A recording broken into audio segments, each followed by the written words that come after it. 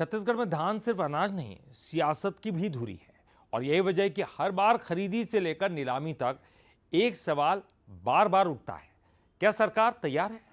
2024-25 में रिकॉर्ड खरीदी के बाद अब नीलामी संकट में है, न खरीदार मिल रहा है न उचित दाम, और इसी बीच शुरू हो गई है सियासत भी।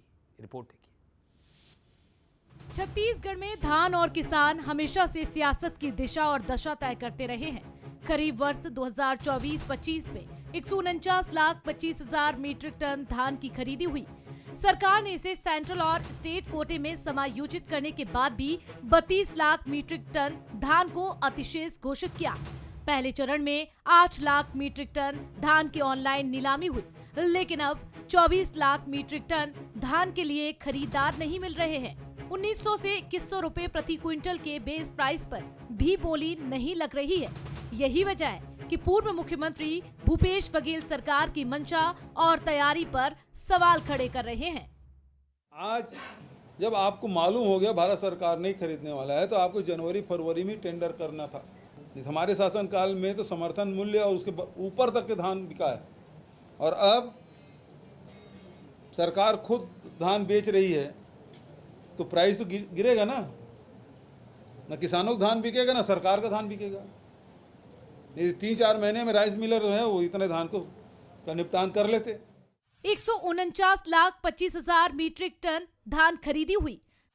70 लाख मीट्रिक टन है central quota, 14 lakh metric ton है state quota, 117 lakh metric ton का हुआ निराकरण, 32 लाख मीट्रिक टन है अतिशेष धान।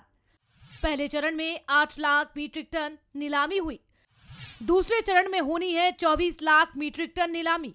बाजार कीमतें गिरने के बाद नहीं मिल रहे खरीदार। धान की नीलामी में पिछड़ने से प्रदेश को कई करोड़ रुपए का नुकसान झेलना पड़ सकता है। खरीदार न मिलने से मंडी में धान की वैल्यू गिर गई है।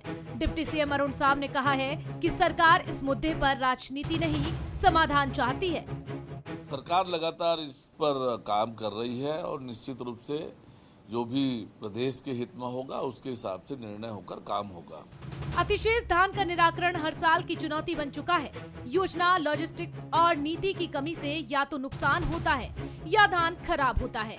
ऐसे में सवाल यही है कि क्या हर बार संकट आने के बाद जागेगी सरकार या इस बार दीर्घकालिक समाधान की तैयारी होगी। शिखर देवांगन, बंसल न्यूज, रायपुर।